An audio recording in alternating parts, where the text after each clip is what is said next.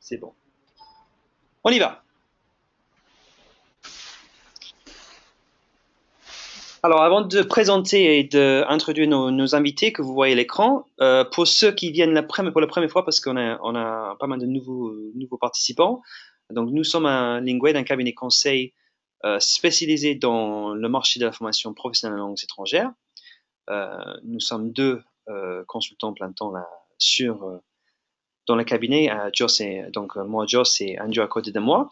Donc peut-être vous nous connaissez pour notre étude de marché, la troisième édition qui est sortie fin de l'année dernière. Et on apporte donc, des services de consulting, des formations aux organismes de formation et responsables de formation, des missions comme les études de marché, le rapport personnalisé, le coaching et puis le conseil, beaucoup de conseils pour nos clients. Peut-être aussi, il y a des questions, on en reparlera après. On va rentrer dans la présentation donc, de Olivier Gauvin et Olivier Philippe. Déjà, un grand merci à vous deux. Bonjour Olivier Gauvin, bonjour Olivier Philippe. Bonjour. Super. Donc, le son marche bien. Alors, juste avant de vous passer la parole pour vous présenter, on devait avoir 3 personnes. On allait avoir Aftas qui allait participer, mais malheureusement, Il y avait aussi la possibilité de FONGECIF. Oui. Ce sera pour un prochain webinaire. Ça sera pour un prochain webinaire. Donc, autour du conseil en évolution professionnelle Ouais. et la relation avec les organismes. Et peut-être pour l'emploi aussi. Donc ça sera pour fin février, on va faire un nouveau webinaire là, donc sur cette thématique-là. Donc ça laisse plus de temps de parole à toi, et à nos deux Olivier. Alors Olivier Gauvin, c'est pas la première fois que vous faites un webinaire avec nous. Est-ce que tu peux te présenter s'il te plaît pour ceux qui te connaissent pas? Bonjour, je suis Olivier Gauvin, je suis directeur de l'offre de formation pour Opcalia.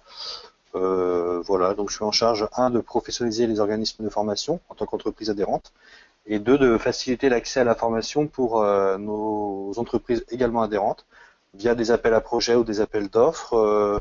Historiquement, ça fait quelques années que je travaille chez Opcalia, et j'ai eu une autre vie avant, puisque pendant 11 ans, j'ai travaillé dans les formations en langue étrangère, donc c'est un secteur que je connais un peu.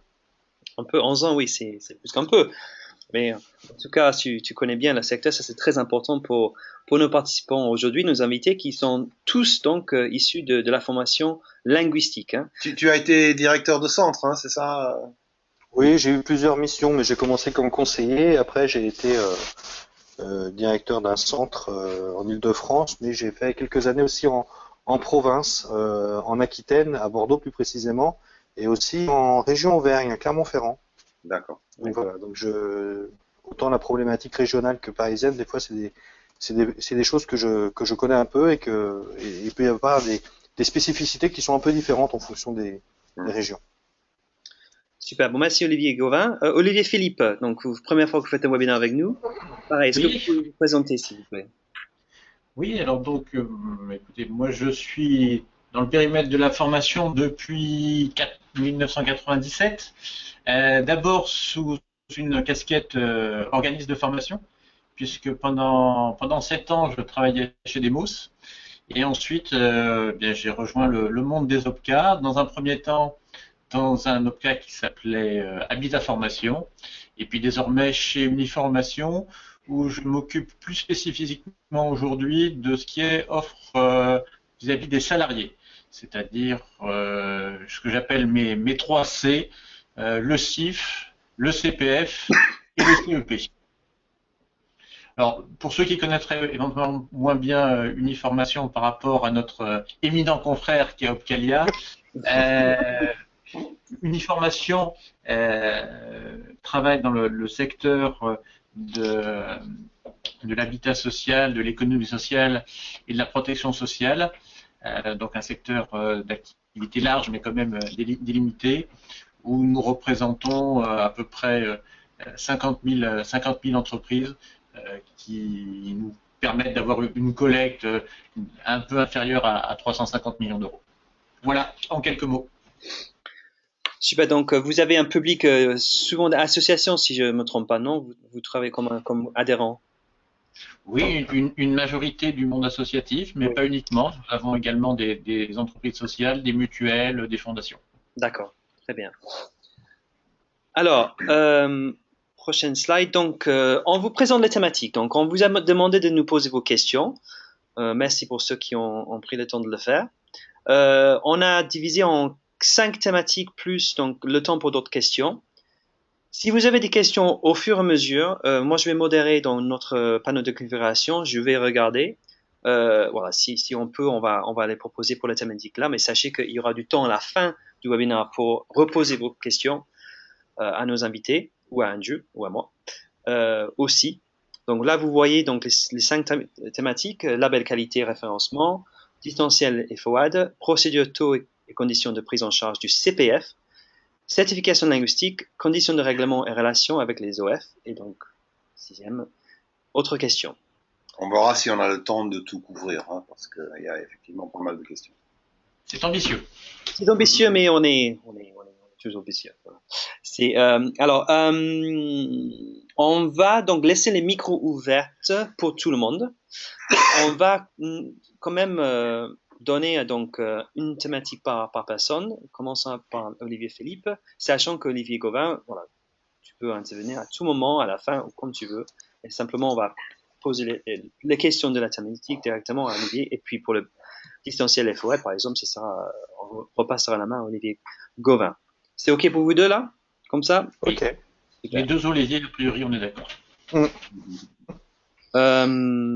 Parfait. Alors moi, je pense par contre, on va éteindre le webinaire. Le webcam, oui. Le webcam. Pour nous, oui. Hide my webcam, voilà. No, you're sharing your webcam. You've got to stop the webcam. Stop sharing my webcam. Stop sharing my webcam. Ok. Je sais pas si... Vous avez disparu.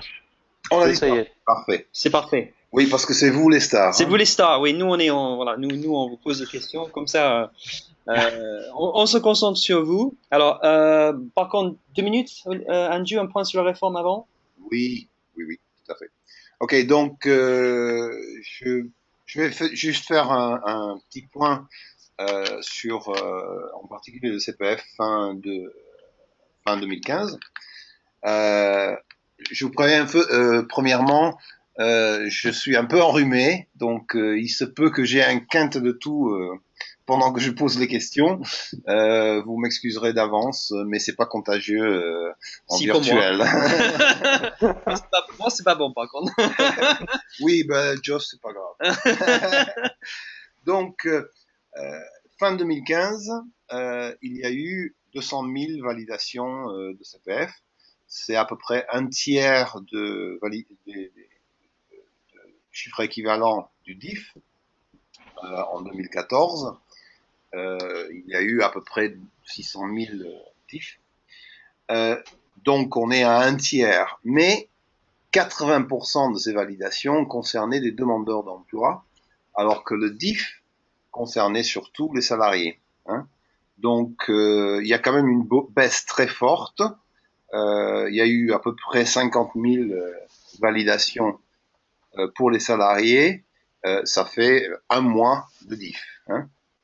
Et comme la plupart de ces validations ont eu lieu en fin d'année, surtout à partir de août, les parcours ont commencé relativement tard et très peu sont terminés.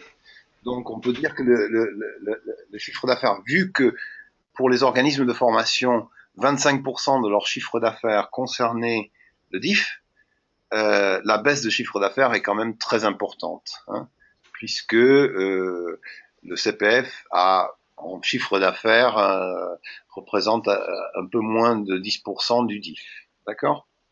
Donc une baisse de entre 20 et 25% pour les organismes de formation sur cette année. Évidemment, les gens sont inquiets. Pourtant, il y a un budget énorme pour le CPF. Le DIF représentait environ 300 000 parcours par an. 300 millions d'euros. Et le CPF, il a un budget sanctuarisé de 900 millions. Donc 3 fois le prix. Donc, ce qu'on voit, c'est que les formations longues, les formations qui étaient prévues pour le CPF, pour les salariés, ne prennent pas beaucoup. C'était des formations longues et diplômantes.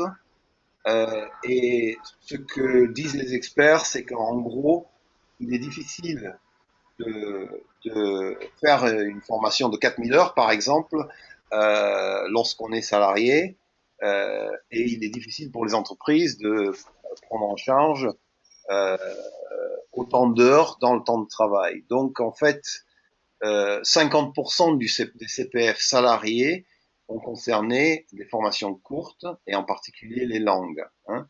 Les langues ont représenté effectivement plus de 50%. Donc, la question que je voudrais démarrer d'abord avec chaque Olivier peut répondre. Hein. Je vous laisse le micro ouvert. Ça, c'est avant les thématiques. Hein, ouais. Pourquoi est-ce que ça prend si peu, pourquoi c'est si long? Pourquoi est-ce que les formations ne démarrent pas? Quels sont les freins? Premièrement, première question. Qu'est-ce que vous pouvez nous dire là-dessus? Je dirais dans un premier temps, c'est comme toute nouveauté. Pour s'inscrire dans la vie quotidienne des salariés et des demandeurs d'emploi, il faut qu'un tel dispositif parvienne à une certaine, je dirais, légitimité, puis une certaine audience. Aujourd'hui, le CPF, bien sûr, nous qui écoutons ce webinaire, c'est quelque chose que l'on manipule tous les jours, qui est un vrai sujet d'interrogation. Pour le salarié lambda, c'est moins sûr. Il commençait à avoir pris quelques repères avec le DIF. Il faut lui laisser le temps de s'acclimater au CPF. D'autant que ceux qui étaient, je dirais, les plus en pointe sur ce sujet-là ont pu être un peu, je dirais, déboussolés dans les premiers temps, puisque tout était encore en train de se construire. Si vous voulez, le CPF, encore aujourd'hui, c'est un processus qui n'est pas encore complètement finalisé sur un certain nombre de points. Il y a encore des briques, que ça soit fonctionnel ou, on va dire, paritaire, à finir de mettre en place.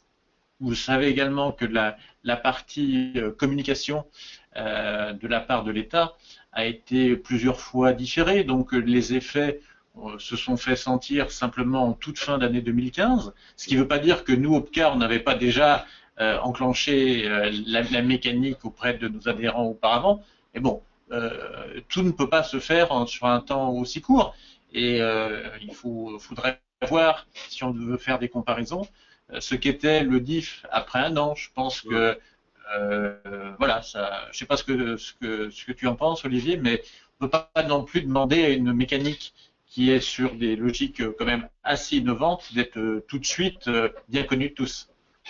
C'est sûr, mais je suis. Oui, vas-y, Olivier.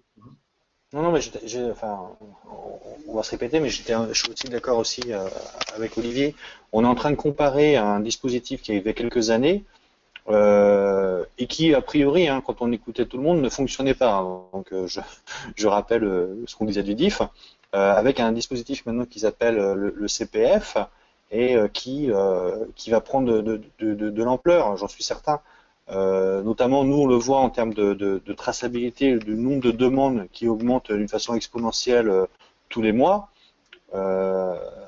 Et puis, ce que je voulais dire, c'est que au-delà du salarié et de l'individu qu'il va falloir sensibiliser, parce que quelqu'un qui ne voulait pas se former ne se formera pas plus si vous mettez un DIF, un CPF ou n'importe quoi.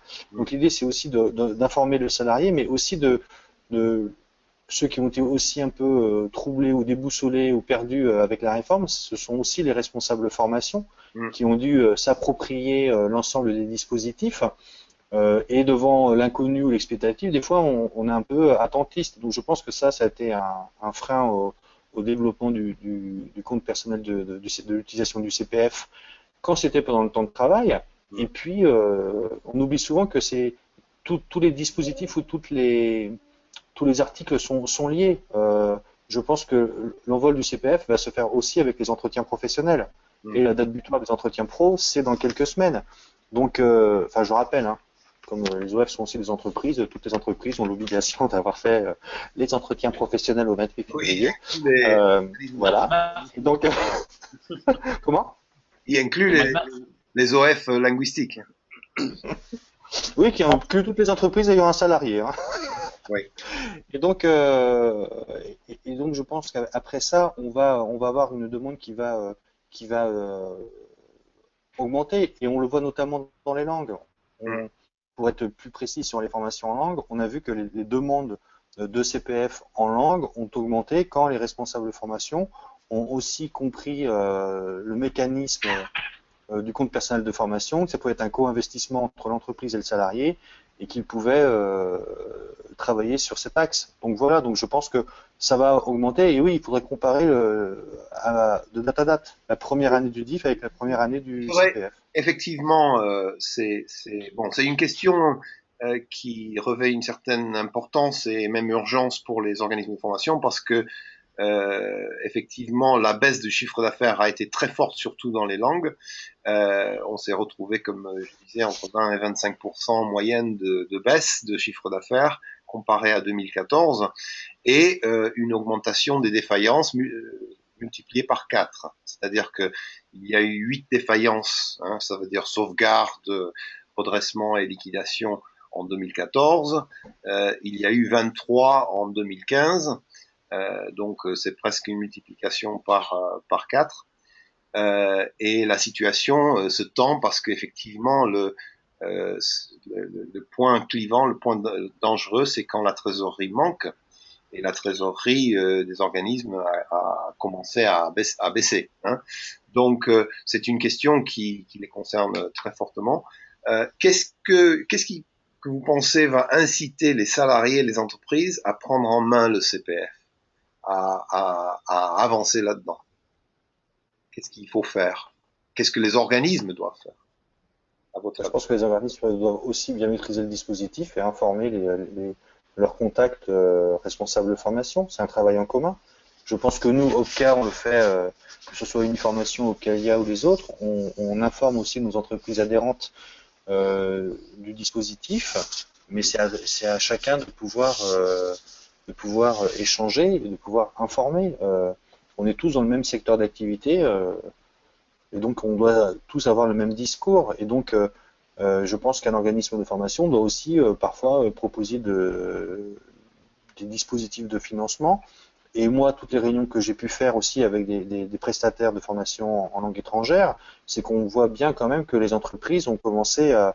Alors avant, on disait differ le plan ou Oui. differ les formations langues. On voit quand même qu'il y a une grosse tendance pour les formations linguistiques où, quand je parle de co-investissement, c'est qu'on dit beaucoup aux salariés pour qui la formation n'est pas prioritaire, bah, que s'il veut faire des formations en langue étrangère, on peut peut-être trouver un moyen. Hmm. Euh, et c'est ce qui existait déjà avec le DIF avant. Hein. Oui. Il y avait 29% des entreprises, selon notre enquête, diffaient les langues, c'est-à-dire que financer la formation linguistique à plus de 55% par le DIF. Hein. Donc, un des problèmes, ça a été qu'une partie de ces entreprises-là n'ont pas renouvelé ça avec le CPF. Je pense, dans un premier temps, vous savez, on sait tous qu'il y a eu un moment un 3 mois de flottement, Hmm. pendant lesquels, de toute façon, il n'était pas possible d'envisager un parcours de langue sur le CPF. Et pendant un moment aussi, l'obligation d'aboutir sur une certification de ce parcours a été mal interprétée, bon, il y avait des choses à caler. Aujourd'hui, je dirais que par rapport à d'autres organismes qui sont sur d'autres types de formations, il me semble qu'il y a désormais une certaine visibilité pour les organismes de langue sur le dispositif du CPF. La situation est tout autre pour les organismes qui prestent des formations RNCP longues, qui ont aujourd'hui un énorme travail à faire en termes de séparation, bloc de compétences. Donc là, c'est vraiment un travail d'architecturation assez lourd à faire, un travail d'ingénierie pédagogique. Aujourd'hui, je crois que je force peut-être un peu le trait, mais que pour un organisme de langue, les règles du jeu essentielles sur le CPF sont bien maîtrisées et que globalement, on est en train d'avancer. Je sais que Est-ce que vous pensez tous les deux qu'on va en 2016 atteindre le même chiffre d'affaires pour les organismes linguistiques parce qu'il y a manifestement les fonds, hein, si l'État ne les prend pas, il y a manifestement largement les fonds. Est-ce que vous pensez qu'on va pouvoir atteindre les mêmes chiffres, retrouver les chiffres d'affaires de 2015, en 2016? Alors, moi, je veux juste faire être un peu provocateur. C'est que je rappelle juste qu'en 2014, en décembre 2014, toutes les semaines, je recevais des communications en disant consommez vos heures de diff parce que ça disparaît. Et donc, je rappelle que donc les salariés qui ont donc consommé leurs heures de diff en 2014 n'ont plus d'heures de CPF. Hein. Maintenant, il faut qu'ils recréditent leur compte. Donc, la bonne idée de 2014 a des fois un peu empiété sur les heures de CPF. Et puis, en termes de chiffre d'affaires, moi, je ne parle que pour Opcalia. À l'époque, les heures de diff, je rappelle toujours que le diff n'était pas financé. Hein. Il n'y avait pas de financement attitré aux heures de diff. C'était les OPCA qui avaient dit qu'il y avait des diffs dits prioritaires et des diffs non prioritaires. Donc certains étaient pris sur la professionnalisation. Donc certains OPCA finançaient le diff à hauteur de 0 €. Donc 0 €, c'était pas cher. Alors que maintenant, je trouve que l'intérêt du CPF, c'est qu'il y a un financement opposable. C'est-à-dire que maintenant, il y a vraiment une ligne qui permet de financer le CPF de chaque salarié. Donc, est-ce que les organismes de formation en langue vont retrouver le même niveau qu'en 2014? Moi, très honnêtement, je pense que le chiffre d'affaires des organismes de formation en langue va revenir à la normale. On voit bien que dans les certifications pour la partie salariée, les deux premières certifications qui ressortent, c'est le TOEIC et le BULATS. Oui. C'est-à-dire que les langues sont quand même les formations les plus consommées via le CPF. Et même chez Opcalia, on voit que les deux premières certifications qui remontent en termes de financement, c'est aussi le TOEIC et le BULATS. Ce qui veut dire que les entreprises ont commencé à s'approprier le système et que même les salariés, donc ceux qui consommaient de la formation avant, vont aussi s'approprier le dispositif du CPF. Olivier, juste pour répéter ce que tu viens de dire, que ce soit très clair, tu dis que chez Opcalia, la formation, toute thématique comprise, management, commercial, technique, métier, sécurité, c'est BULATS et TOEIC qui sont les formations les plus financées dans le cadre du CPF. En fait, le premier, c'est le socle de compétences. Le deuxième, c'est le TOEIC. D'accord. Et le troisième, c'est BULATS. D'accord. Ouais. Et les proportions entre le TOEIC et le BULATS? Attends. Alors attends, que je retrouve tous mes chiffres internationaux. Je vais les retrouver.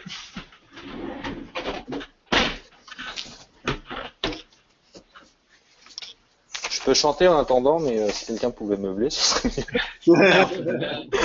Olivier, Philippe, est-ce que c'est la même chose chez Uniformation? Est-ce que c'est le même, est-ce que c'est le BULATS et le TOEIC en tête? Alors, si on fait un petit point sur le CPF chez Uniformation, on a aujourd'hui en gros un quart de dossiers qui concernent les formations longues diplômantes, un quart qui concerne l'accompagnement VAE, on a à peu près 10% qui concerne donc le socle de compétences, hein, le futur CLEA, et puis donc le sol c'est les formations inventaires, et dans ces formations inventaires, on a bien sûr le TOEIC et le BULATS. À lui tout seul, le TOEIC, ça représente 20% des dossiers que nous avons financés en 2015. D'accord. 20%. 20%. Ouais, nous là, alors j'ai pas les chiffres. Enfin, je sais que les formations les plus suivies, c'est quand même TOEIC, BULATS chez Opcalia. Le troisième, c'est l'accompagnement VAE, et le quatrième, c'est le PCIE. Il y a quelques semaines, c'est-à-dire fin novembre, j'avais fait une extraction des formations les plus demandées, et les langues, c'était 30 et quelques pourcents des CPF consommés chez Opcalia. D'accord.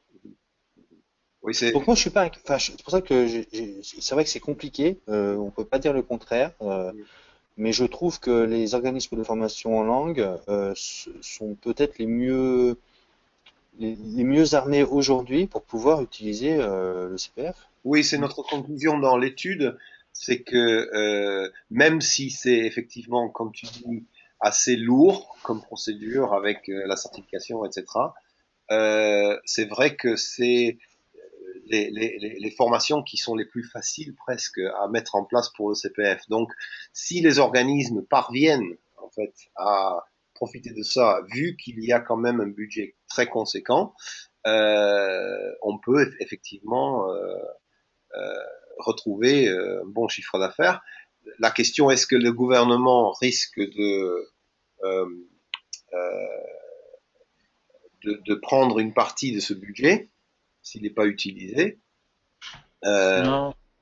Pas Au niveau des OPCA, Andrew, non, la question ne se pose pas sur l'année 2016, hein, puisque il n'y aura pas de problème d'éventuel, ce qu'on appelle dans notre jargon d'excédent de trésorerie sur cet exercice-là. Donc, ça sera bien une année de pleine collecte. Et en tout cas, au niveau de l'uniformation, clairement, on n'aura pas de souci de prise en charge de ces formations CPF. Ça, c'est tout à fait clair. Donc le budget. Simplement, par rapport à ce que tu disais tout à l'heure, par rapport à ce qui était dit tout à l'heure sur l'éventuelle surconsommation qu'il y a pu y avoir fin 2014 pour vider les compteurs DIF, quand même, on a aujourd'hui des mesures qui permettent de prendre en charge assez aisément des dossiers où il y a quasiment un nombre très réduit d'heures. Sur les fonds du CPF, ça devrait être quand même extrêmement facilitant tout au long de l'année. Oui, ça, on va vous poser des questions là-dessus. Ok, on va passer aux thématiques principales. Donc, premièrement, Olivier Philippe. Ouais, pour Olivier Philippe. Donc, la première question, c'est sur les listes d'organismes référencés. On a quelques ambiguïtés là-dessus, enfin quelques questions, quelques interrogations. Vous voyez bien l'écran là avec les questions? Vous voyez bien oui. Tout le monde voit les. Ouais. Donc, première question, chaque OPCA aura-t-il sa liste d'organismes qu'il référence, ou est-ce qu'il y aura une liste centralisée pour tous les OPCA? Non, l'établissement d'une liste relève de la compétence et puis de la responsabilité de chacun des OPCA, ce qui ne veut pas dire, par ailleurs, qu'il ne puisse pas y avoir des travaux communs qui permettent de sous-tendre ces listes. Mais chaque OPCA, notamment les OPCA de branche, ont des spécificités au regard des thématiques qu'ils doivent couvrir. Donc ça me paraît logique, par exemple, que nous, Uniformation, on n'ait pas dans notre liste d'organismes référencés les mêmes que ceux de nos camarades de l'AFDAS. Il y a des formations très typées autour de la culture et des techniques audiovisuelles que nous n'avons pas, a priori, vocation à financer dans un large champ. Donc oui, chacun aura la responsabilité, avec ses procédures propres, d'établir cette liste. Et chaque OPCA devra obligatoirement mettre dans sa liste tous les organismes qui sont labellisés ou pas? Il y en a à peu près 6000. Hein. Qu'est-ce que tu entends par organisme labellisé? Organismes ayant ce qu'on peut supposer... SQO, PQF, NF214, ISO 9001... Non, c'est ça, NF, ouais. Alors là, on est parti un petit peu dans le mar de café. Là, on présuppose quels seront les labels qui seront et certifications qui seront retenues par les instances dédiées. Non, je pense. Alors là, il faut qu'on regarde techniquement ce qui est faisable, mais je pense que nous ferons figurer sur notre liste, en premier lieu, les organismes qui ne présentent pas, enfin qui ne disposent pas d'un des labels qui sera retenu en définitive par le CNEFOP. En théorie, la liste des organismes référencés, c'est la liste des organismes qui sont financés par OPCA. Donc si Uniformation finance des OF et que nous on les finance pas, a priori nous on les aura pas sur notre liste de référence et Uniformation on les aura. Après c'est de savoir si les labels sont des choses opposables ou non, et dans les textes il est dit que l'organisme qui aura un label qui sera édité par la liste du CNEFOP qui devrait sortir dans les semaines ou les mois qui viennent, validera la qualité du prestataire. Et donc que ça ce sera opposable, mais bien évidemment je pense qu'ils seront sur la liste, mais voilà, c'est qu'on va devoir établir la liste des organismes de formation. Très longue. C'est ça Ah bah 15 000. Oui. Oui, je pense que les OPCA un peu importants, on travaille avec un peu moins de, je crois, un peu moins de 10 000 organismes chaque année, ça risque de faire des listes un peu compliquées à manier pour un interlocuteur qui serait pas un peu au fait sur ce genre de choses-là. C'est un peu la question. Est-ce que ce serait pas logique qu'il y ait euh, une seule liste interopcar? Alors, il y a des travaux, mais tu le sais, Andrew, des travaux qui ont été mandatés par le COPANEF et pilotés par le FPSPP, Interopca et OPACIF, et dont la logique était au moins de définir un cadre commun entre nous tous pour qu'on utilise une même grille de lecture Hmm, pour déjà définir quels étaient les critères pour évaluer la qualité suite au décret. hmm. Et donc ces travaux sont en train d'être finalisés de mémoire, puisqu'ils devraient être présentés dans quelques jours à Biarritz lors des universités d'hiver du Centre Info. D'accord. Donc l'idée c'est vraiment d'avoir donc il y avait un groupe de travail qui était là-dessus, le deuxième qui était sur comment référencer l'offre de formation. Donc c'est ta question, est-ce qu'il faut avoir une seule base unique, plusieurs bases et ça pose quand même des questions techniques hein, Oui. Et en termes de délai. Et puis un troisième groupe de travail qui était plus axé sur le contrôle. Hmm. Ok. Donc en fait, si je suis organisme et que je vois que je suis pas sur ta liste, Olivier, ou vos listes, Olivier, est-ce qu'il y a une démarche en particulier que je dois faire pour me faire référencer? Bah, c'est pas grave si je te finance aucune action, t'as pas besoin d'être sur ma liste. Hmm, mhm.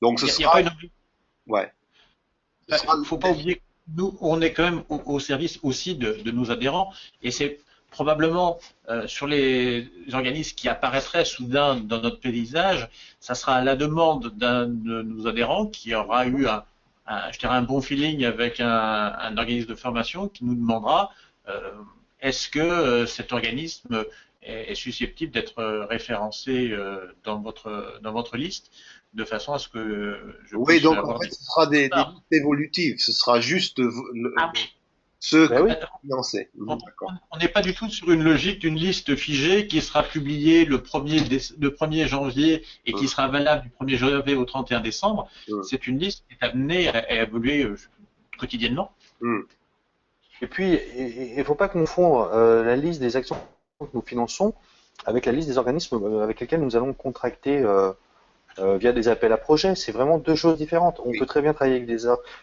sur la liste de référencement, c'est vraiment tout ce qu'on va financer. mhm, d'accord. Et donc, ça ne veut pas dire non plus qu'il faudra avoir un label pour pouvoir contracter avec Opcalia lors d'un appel à projet. Mhm, C'est-à-dire qu'il faudra juste prouver que on respecte le décret qualité. Et moi, je suis très heureux de savoir qu'il y avait 6000 organismes de formation qui avaient un label, parce que quand je prends les trois principales, on est à 1200. mhm, Oui, j'étais plus sur un chiffre de 1500, 1600 que de 6000. Hein. mhm, Ouais.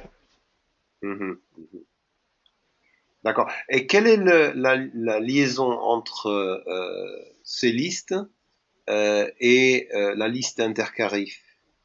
Puisqu'en fait, certains OPCA, j'ai entendu, demandent à ce que euh, l'organisme soit référencé sur la liste intercarif. Mais écoutez, en tout cas, nous, ça n'a aucun lien. C'est complètement deux Oui, choses complètement différenciées. complètement. Pareil. Hmm, Vous n'avez pas les bons contacts, c'est pas nous. d'accord. Ok. On est trop Non, non, non, j'ai entendu ça, c'est pour ça. Il y a une OF qui m'a dit justement qu'on leur a demandé d'être référencé sur la liste intercarif et ils avaient Alors, du mal à trouver la procédure pour y arriver. Donc moi je relais la question. c'est vrai que les carifs régionaux, actuellement, dans leur procédure d'explication du CPF et de la réforme, ont toujours, généralement en fin de réunion, une période, enfin une partie sur l'explication pour l'inscription des formations des différents organismes de formation sur leur outil de référencement, puisque ça a des impacts pas neutres, notamment vis-à-vis de l'achat régional. Mais en aucun cas, et pour nous, on n'imagine pas que ça devienne un jour une condition pour travailler avec nous. D'accord. Ok. Question. Parmi ces certifications, qui vont peut-être être choisis dans les jours qui viennent. Labellisation. C'est labellisation. Il y a NF Service Formation, ISO 29990, hein, pour ainsi dire, et puis l'OPQF. Est-ce que vous pensez qu'il y a une vers lesquelles ce serait plus intéressant d'y aller en tant qu'organisme? Non, je pense que chacune de ces certifications a ses avantages, doit s'inscrire dans un contexte aussi de plus grande maturité de l'organisme de formation vis-à-vis de la chose qu'est la qualité.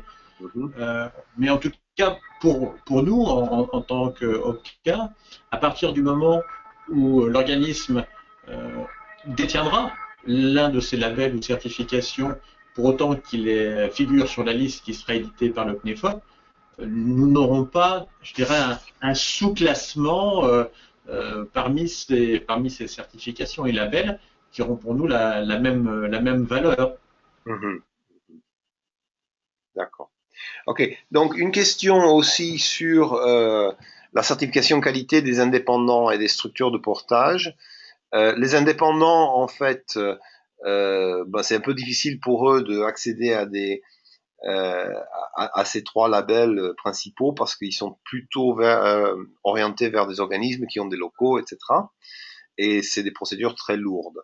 Donc pour des formateurs indépendants, c'est compliqué de faire. Or, le syndicat des organismes, des formateurs consultants indépendants, le SICFI, a créé son propre référencement et nous a assuré que bientôt il sera acceptable par les OPCA, il sera référencé dans les procédures qualité. Est-ce que vous, les OPCA, est-ce que vous êtes prêts à travailler avec des indépendants? C'est déjà aujourd'hui une pratique qui ne pose pas vraiment de soucis. Si vous voulez, la structure juridique dans laquelle s'exerce l'activité de formation n'est pas liée pour nous avec la qualité pédagogique, la qualité de l'environnement de cette formation. Du reste, pour revenir un peu sur tes propos, tu disais tout à l'heure que c'était un peu compliqué pour un indépendant d'accéder à ce type de certification ou label. Moi, j'ai à l'esprit ce qui s'est fait en Languedoc-Roussillon, où il y a on va dire, un label régional qui a été mis en place et qui est décliné à la fois pour on va dire, les structures juridiques sociétales et puis d'un autre côté pour les structures plus légères, type indépendant. Et les deux sont examinés avec leurs spécificités, mais c'est pas du tout une barrière pour un indépendant. D'accord. Donc vous avez pas de prix là-dessus. Ouais, et puis n'oubliez pas que on parle du financement de l'action de formation, c'est quand même nos entreprises adhérentes qui choisissent avec qui ils vont travailler très souvent. C'est-à-dire que c'est elles qui vont choisir de travailler avec un indépendant et nous on n'y voit pas, on n'y voit aucun inconvénient. Et oui, j'ai rencontré aussi le SICFI. Bien sûr, je leur ai dit qu'il serait mieux que leur certification soit sur la liste du CNEFOP, ce serait plus simple pour nous. Mais après, bien évidemment, on travaille en bonne intelligence et l'idée, c'est de savoir, d'étudier leur grille. Et nous, ça nous permet aussi d'avoir des signes si elle n'était pas des fois sur la liste du CNEFOP, de dire que ça serait un premier avis, un signe qui dirait que quand même le prestataire ou l'indépendant fait une prestation de qualité, a priori. Le SICFI a effectivement créé un label qui s'appelle le RPCFI et ils veulent être sûrs que les OPCA vont l'accepter. Vous avez une idée de combien en petit pourcentage de nombre d'indépendants avec qui vous travaillez ou avec qui vous financez des formations par an ou pas? Je suis sûr qu'au fin fond des stats qu'on envoie au ministère, il doit y avoir une donnée de ce type-là, mais là, je ne l'ai pas apporté. Non, vous l'avez. Okay. Non, puis c'est super compliqué parce que nous, on va avoir un SIRET, un numéro de déclaration d'activité, ce genre de choses. Si après, il faut qu'on aille dans la structure, savoir si c'est une SARL, une SA, une SAS, une URL ou des des fois, on demande, c'est de la finesse que l'on n'a pas. Hein. Enfin, Alors, pour reprendre le point d'Olivier Philippe sur le certificat là, donc ça c'est dans la région Languedoc-Roussillon, donc tous les OPCA avec le conseil régional se sont assis autour de la table et ils ont créé un label qui s'appelle le certificat LR, où ils privilégient que les organismes de formation se font donc labelliser par un auditeur externe pour avoir ce label-là. Donc ça c'est régional. Olivier Philippe, vous avez cité ça comme référence. Est-ce que vous voyez un futur régional où d'autres régions vont s'asseoir avec des OPCA régionaux pour créer ou dupliquer ce dispositif de certification régionale ou labellisation régionale? Alors, je ne sais pas si le terme de duplication, ça a du sens, parce qu'à chaque fois, il y a des considérations territoriales qui font que les choses ne sont pas toujours pareilles. Mais je crois savoir que, notamment sur l'île de la Réunion, une démarche collective du même acabit est en cours de route. Après, je pense que le souci aujourd'hui, c'est qu'au niveau régional, il y a pas mal de chantiers qui sont ouverts et que ça risque de prendre un peu de temps, le temps que au niveau de chacune des nouvelles régions, les instances adéquates s'installent, c'est tout. D'accord. Et puis, Oui, pardon. moi, j'ai une vraie question, excusez-moi, par rapport à ça. Même si je pense que ces certifications sont très bien, il faudrait quand même qu'à un moment, elles soient aussi sur la liste du CNEFOP. Parce qu'autrement, elles n'auront de valeur que par ceux qui le reconnaissent dans la région. Parce que si j'ai un label LR que je décide de travailler en Auvergne, pour l'avenir, moi je connais pas le label LR. C'est ça la grande question en fait. Surtout pour une OPCA qui est interprofessionnelle. National, on va dire. Oui. Ouais. Alors, une question dernière sur ce point-là. Une structure de portage qui n'est pas vraiment un organisme de formation, mais qui gère les dossiers de formateurs indépendants, hein, est-ce que à partir du moment où les formateurs indépendants sont labellisés, mais l'organisme de portage n'est pas, c'est acceptable pour les OPCA? J'ai pas tout compris en fait. Oui, Normalement, vous travaillez avec des organismes de formation, d'accord? Mais il y a aussi les indépendants se regroupent sous des structures de portage. Si la structure de portage n'a pas de label, parce que c'est assez compliqué. Oui, parce qu'elles sont pluriactivées, avec une pluralité d'activités, oui. Mais que les formateurs indépendants qui travaillent sous ce parapluie sont labellisés, eux, par le RPCFI, par exemple, est-ce que c'est suffisant ou est-ce que la structure de portage elle-même devra être labellisée, à votre avis? De toute façon, il n'y a pas d'obligation de labellisation. On continuera demain à travailler avec une majorité d'organismes de formation qui n'auront jamais de labellisation certification. Ça n'a pas du tout un critère obligatoire. Attention, on enregistre la session, Olivier. Hein. Pardon? Attention, on enregistre la session. Hein. Donc là, vous êtes en train de dire qu'il n'y aura pas d'obligation de labellisation des organismes de formation. Bien sûr. Hein, pour travailler avec vous à l'avenir. Mais bien sûr, mais là, il y a aucun débat sur ce sujet-là. On n'imposera jamais que de travailler qu'avec les gens qui sont au PQF, les gens qui sont ISO, etc. Il y a d'autres façons, et là je pense que c'est lié à votre question 4, par lesquels, d'autres moyens par lesquels un organisme de formation qui ne serait pas titulaire pour une raison ou pour une autre, pour des raisons commerciales, pour des raisons qui lui sont propres, de ne pas s'inscrire sur cette démarche de certification, elle aura les moyens de venir vers nous pour démontrer qu'au-delà de ces procédures très normées, eh bien elle a les moyens de répondre aux impératifs du décret qualité. D'accord. Je rebondis là-dessus, justement, pour la question 4. On a vu que OPCAIM et OPCABIA ont publié des chartes de qualité. Selon Jean-Pierre Williams, celui d'OPCABIA est plutôt une charte de contrôle. C'est-à-dire... OPCABIA. OPCABIA, ça, pardon. Oui. C'est enrhumé. Oui. C'est pas nous. Je cite, on chercherait en vain une action ou mesure qui aurait pour finalité de promouvoir la qualité et pourrait constituer une politique digne de ce nom. C'est surtout, ça parle surtout de procédures, de sanctions, de documents à produire et de bureaucratie. Et on peut voir un peu la même chose avec avec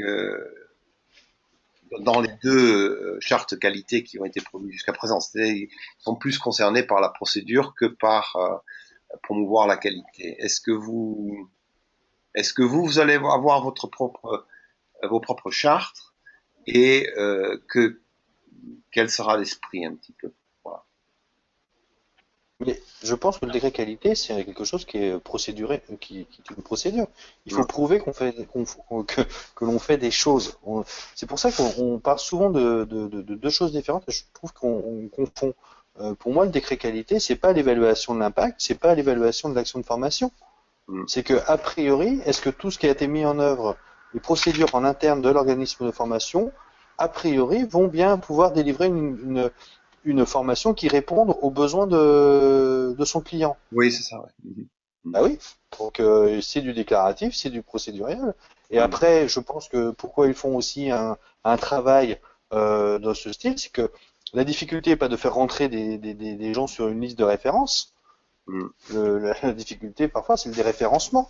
Donc bien évidemment, je pense que chaque OPCA va aussi mettre des règles très strictes pour expliquer pourquoi un organisme peut être aussi déréférencé. Non, on était un peu surpris de voir, par exemple, qu'une grande partie de certaines de ces chartes concernent les sanctions en cas de manquement. Parce qu'il faut, comme le dit Olivier, il faut que les règles soient bien claires. Bon. Après, je pense qu'on est tous à réfléchir sur ce type de sujet. Bon, nos deux confrères ont déjà élaboré leur outil. Il sera peut-être amené à évoluer, je n'en sais rien. Je pense que vous faites un travail commun là-dessus, non? C'est ce que j'ai entendu. Oui, c'est clair. Ouais. Oui, il y a à la fois un travail commun pour donner pour faire simple, pour que un organisme de formation n'ait pas à regarder des tonnes de documentation de chacun des financeurs pour à chaque fois avoir un dossier d'instruction qui en gros lui mangerait 50% de son temps. C'est pas l'objet. L'objet, c'est d'avoir des références partagées et communes, compréhensibles, lisibles, et qui ne seraient éventuellement à la marge aménagées, mais que le cœur n'oblige pas à un travail administratif sans fin pour les OF. C'est pas le sujet. D'accord. Ok, on va passer au prochain slide. Donc cette fois-ci, sur le distanciel et le FOAD, on a beaucoup de questions là-dessus. Première question sur le blended. On va démarrer avec Olivier Gauvin. Oui. Donc Olivier G. Quel est le mélange idéal entre la formation en ligne et le face-à-face pour vous? Question. Alors là, très honnêtement, c'est à l'initiative de l'organisme de formation. Pour moi, ça, c'est de la pédagogie. C'est à lui de définir quelle est la bonne modalité pour répondre aux besoins ou à l'attente d'une entreprise ou d'un bénéficiaire. Moi, quand j'achète, je vais peut-être avoir un œil là-dessus. En dehors de ça, c'est pas à moi d'aller dire quand un adhérent a choisi ou un client a choisi une solution en blended qu'il a fait un mauvais choix. Enfin, très honnêtement, il n'y a pas de, je vois pas le. Oui. Vous dites même pas en fait du type de parcours ou c'est pas ça qui pour vous est quelque chose que vous allez contrôler vous-même. Alors non, on ne contrôle pas et on sait très bien que on a eu un débat il y a quelques jours ou quelques semaines là-dessus sur le fameux taux horaire dans les formations en langue étrangère. Et on voyait bien que souvent le taux horaire diminuait parce que sur le volume global, il y avait un nombre d'heures de formation à distance qui augmentait ou qui diminuait. Donc on voyait bien que le nombre d'heures en gros de e-learning dans le blended, c'était pour aussi adapter sur des questions de taux horaire et de pouvoir rentrer dans le fameux taux du CPF. Hein. Donc la question à nous, après qu'on va poser à notre entreprise, et ça c'est une question plutôt du marché, Si l'organisme de formation propose beaucoup de formations à distance et qu'in fine, l'entreprise et les salariés sont insatisfaits de la prestation parce que c'est pas ce qu'ils demandaient, bah ça c'est la responsabilité de l'entreprise et il ne travaillera plus avec l'organisme de formation. Mhm. D'accord. Deuxième question au niveau de la comptabilisation, la preuve pour les heures d'auto-apprentissage, donc en e-learning principalement. Est-ce que on doit avoir des feuilles d'émargement normales que le stagiaire doit signer lorsqu'il est à distance en auto-apprentissage ou pas? Oui, et c'est matin et soir. Non, je rigole. Il y a non mais le décret réexpliquait comment on pouvait justifier de la preuve d'une formation à distance. Donc nous on respecte juste le décret d'août 2014 de mémoire qui reprend comment on peut justifier une action de formation à distance. Oui. Point. Et pour vous, quelle est la façon de le faire? Mais après, il y en a qui. Alors, ça, c'est dans le protocole individuel de formation. Il y en a qui vont vous dire, quand la personne aura fait tel module, a priori, il aura fait 30 heures. Si le salarié est prêt à signer que l'attestation, il a été fait 30 heures, il a fait 30 heures. Après, ça peut être du tracking, le temps de connexion. Voilà, on n'a jamais demandé d'avoir s'il a fait une demi-heure, qu'il signe une demi-heure de formation. Mais il devra signer de toute façon quelque chose. Il faut quand même attester qu'il a bien fait la formation. Oui. Parce que on a des feuilles de présence qui stipulent demi-journée par demi-journée. Et donc là, est-ce qu'on peut mettre le nombre d'heures total en attestation pour l'ensemble des heures faites en ligne, ou est-ce qu'il faut segmenter par séquence voilà, de temps comme ça, de demi-journée? Quel est le... Non, je rigolais quand je disais ça. Hein. Hein? Je rigolais quand je disais ça, qu'il fallait faire demi-journée par demi-journée. Hein. Non, mais il y a des OPCA qui stipulent ça, hein, qui disent c'est demi-journée. C'est pour ça que tu rigoles aussi, mais bon, c'est important de préciser. Non, mais c'est important de préciser parce que c'est. Pour ça, il suffit que l'OPCA ait eu la bonne idée d'avoir des fonds complémentaires FSE là-dessus, où il serait même peut-être possible de faire signer par quart d'heure les personnes. Ça résoudrait tous les problèmes de contrôle. Mais non. Après, l'attestation qui doit être produite et qui pourrait éventuellement, simplement d'un deuxième temps, faire l'objet d'un contrôle plus approfondi, l'attestation qui est demandée peut être une attestation globale sur les temps effectués. Vous avez une formation en ligne sur laquelle, je sais pas, il y a 15 thèmes qui sont évoqués. Vous avez un organisme de formation qui me dit qui m'atteste que la personne a effectivement réalisé au moins 75% des différents tests qui pourraient être pratiqués sur ces trucs. Ça me va très bien. Ça m'intéresse pas à la limite qu'il l'ait fait en 15 heures, 12 heures, 30 heures, ça m'intéresse pas. L'idée, c'est véritablement de savoir est-ce que il a bien suivi il a bien parcouru l'ensemble du programme pédagogique. La grande question là-dessus, c'est parce qu'effectivement, ma lecture du décret de la FOAD et de l'action de formation dit que, par exemple, le temps de connexion est moins important que les travaux réalisés, la preuve des travaux réalisés. Oui, c'est ça. Et ils expliquaient dans le décret, en gros, si tu reprends le décret, ils expliquent 3 moyens de prouver qu'il y a eu formation à distance. Oui. Et voilà. Et donc, il faut juste se caler sur un des 3. Oui. Et le temps de connexion n'était pas dedans, hein, parce que effectivement, on sait bien que le temps de connexion est parfois un peu différent du temps de travail, puisque les gens peuvent se connecter, puis rester connectés et faire autre chose. Et comme quelqu'un peut être dans une salle de formation et penser à autre chose quand il est dans la salle. Oui, c'est sûr. Je pense qu'à la fin, on arrivera sur l'apprentissage ou sur l'acquisition des compétences. Voilà, c'est ça l'enjeu de tout le monde. Donc la C'est est-ce que preuve, la en personne fait, a acquis les compétences ou les capacités ou les savoirs qui étaient définis au départ. S'il les a acquis et que ce soit en 20 heures ou en 30 heures, tout le monde s'en moque puisque a priori c'est de la formation à distance. Donc en fait, c'est un peu la preuve par tous les moyens que la formation a vraiment eu lieu. C'est un peu ça. Il n'y a pas de critères très précis qu'il faut respecter. Si ça t'intéresse, enfin je pense que ça t'intéresse, je pense qu'à un moment je vais répondre à la question et ça va pas être la réponse exacte. J'irai voir les critères que nous on met en place au sein d'Opcalia pour justifier de la preuve d'une formation à distance et je te les enverrai. Comme ça, tu pourras les communiquer autour de tout. Oui, on les communiquera, oui, pas de problème. Ouais, je pense que c'est une bonne idée. Mais on est beaucoup plus libéral ou libre que ce que ne pensent beaucoup de prestataires de formation en fait. Oui.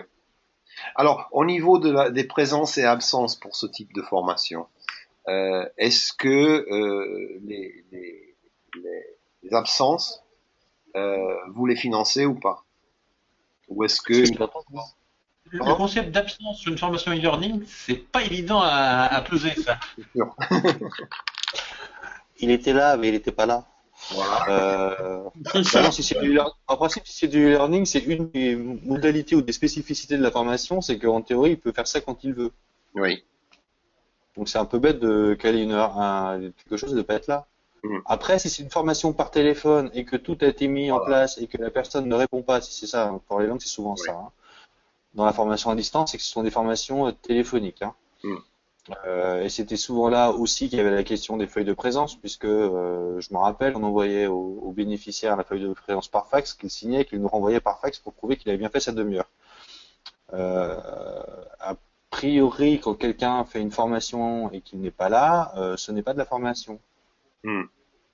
Donc je reprends les règles et donc je reprends les règles qui en théorie ça doit être facturé à l'entreprise. Ouais, j'ai une question là, mais je suis pas sûr de complètement comprendre. Peut-être vous pourrez l'éclaircir. C'est le protocole de FOAD associé à la convention. Qu'en est-il? C'est le protocole. Le PIF. Oui, ça. Oui, protocole de FOAD, oui. Ouais. Le protocole individualisé de formation. Je suppose, c'est marrant. De FOAD, de formation à distance, protocole de formation à distance associé à la convention. Oui, c'était le fameux PIF là c'est dans les années, je crois, de 2001 qui est apparu sur les écrans radars. Ouais. Ça n'a jamais été c'est pas un élément réglementaire. C'est un élément simplement qui permet de montrer que il y a un certain encadrement qui est mis en place, mais le tout n'est pas d'écrire que ce qui est prévu. Ça montre simplement que ça a été réfléchi. Après, il faut montrer qu'il s'est véritablement mis en place. C'est un élément de preuve parmi d'autres. C'est pour ce type de formation, on est plus sur la collecte d'un faisceau de preuves plutôt que quelque chose qui soit la preuve irréfragable du fait que la chose ait eu lieu. D'accord. Il faut être très pragmatique. Ok, on va aller un peu plus vite parce que le temps passe. Hein. Donc, question numéro 3, là, l'harmonisation des approches. Est-ce qu'on va avoir une harmonisation entre les OPCA ou est-ce que chacune va juger à sa façon? Comme je crois que le groupe de travail numéro 3, dont Olivier, l'autre, parlait tout à l'heure, a travaillé un petit peu justement sur ces éléments-là. Après, l'harmonisation, ça voudrait dire aussi que toutes les formations à distance sont sur le même schéma. Et ça, je pense pas non plus que ça puisse un jour exister. Donc, il y aura autant de variétés d'appréciation de la partie contrôle et réalisation qu'il existe de variétés de dispensation de la formation. Oui, mais multiplié par le nombre d'OPCA. Oui. Ouais, d'accord. Donc, après, si c'est de savoir si on aura tous le même document pour faire la demande, justifier de la demande, je ne pense pas. On est quand même des structures un peu différentes. Ouais. Mais je pense très réellement que 90% des éléments sont les mêmes.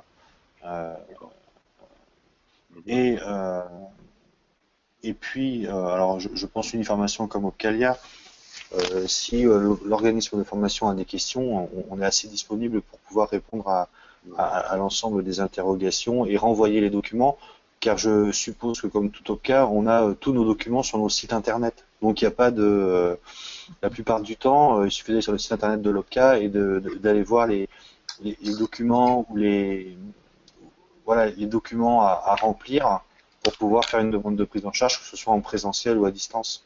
D'accord. Au niveau de l'usage du papier, est-ce que les papiers, les feuilles d'émargement, les factures, etc., est-ce que ça va être numérisé est-ce que vous prévoyez de faire ça en 2016 ou est-ce que ça va rester la preuve par papier? Mais écoutez, je crois qu'on a posé plus ou moins la question à notre tutelle sur ce sujet-là. Mhm. Et à moins, ça, tu me dis, Olivier, si je dis une bêtise, mais il me semble bien que, en tout cas pour la partie facture, la dématérialisation totale ne semble pas être complètement d'actualité. D'accord. Bon, on va sauter la prochaine question qui est sur le mobile learning. C'était une interrogation à moi, qui est intéressante, mais On n'a pas le prêt. Tu poses tes questions en utilisant le nom des autres, c'est pas cool. Ça. Bah, le mobile learning, c'est surtout que c'est en train de tailler quelques croupières au e-learning au niveau mondial.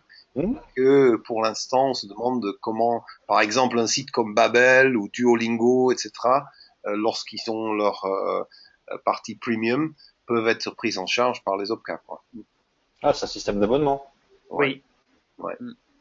Donc ça, c'est des questions qui viendront plus tard, parce que pour l'instant, elles ne sont pas très utilisées, ces sites-là, dans le professionnel.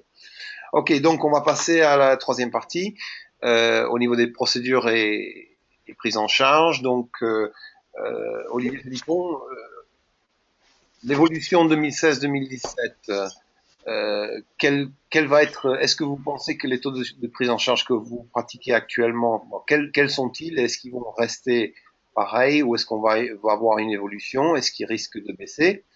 Et je pense que pour les deux, hein, pour les deux Olivier, on vous pose la question. Et on se demande comment se renseigner là-dessus, comment le savoir. Parce que... C'est très simple. C'est très très simple. Vous allez sur le site du FPSPP. Il y a un onglet qui va s'appeler CPF, alors je sais plus exactement comment. Il y a un onglet CPF et dedans, vous avez un espèce de moteur de recherche dans lequel figurent les conditions de prise en charge de tous les OPCA. Oui, et ils sont à jour en tout cas, c'est l'engagement qu'on a pris vis-à-vis du FPSPP. Alors, moi, je parle pour moi, ils sont à jour. Oui.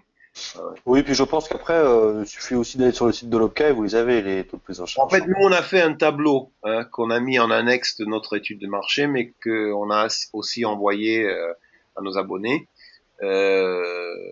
avec le comparatif de tous les taux et conditions de prise en charge des OPCA, justement sur ce site. Hein. On est allé document par document, c'était assez long à faire. Et on a fait un tableau Excel avec ces prises en charge. Donc effectivement. Mais en effet, Andrew, si tu avais appelé simplement, pris contact avec les 20 responsables des 20 OPCA, ils t'auraient envoyé un tableau qui allait bien, tu aurais gagné du temps. Bah, on va donner gratuitement en plus. En fait, je me suis rendu compte d'une chose, c'est que chaque OPCA met 20 documents pour 20 tableaux différents, mais en fin de compte, ils sont tous pareils. C'est assez étonnant. Mais et donc en fait, il fallait regarder 20 documents et simplement remplir le tableau. Hein. Et est-ce que vous pensez que les taux vont évoluer en 2016-2017 ou ils vont rester les mêmes qui sont aujourd'hui? Pour une information, en tout cas, les critères qui sont appliqués sur 2016 en termes de prise en charge des coûts pédagogiques sont strictement les mêmes que ceux qui étaient appliqués en 2015. D'accord. À ce jour, c'est pareil chez nous. D'accord. À ce jour. Non, parce que c'est pas moi qui décide. Non, parce que je ne décide pas des taux de prise en charge. Donc, a priori, on sera sur les mêmes taux de prise en charge 2016, mais comme Joss a dit que c'était enregistré et que ça serait rediffusé, il ne faut pas que ce soit utilisé comme un moyen de preuve. Non, je pense qu'en 2016, on sera sur les mêmes taux qu'en 2015. Oui. Et on restera aussi sur chaque OPCA avec ses prises en charge, ses taux, ses conditions, etc. De paiement des certifications, ou est-ce qu'on va avoir une harmonisation là-dedans? Non, il n'y aura pas d'organisation. Il n'y aura pas. En fait, Andrew milite pour avoir un seul OPCA en France. Voilà.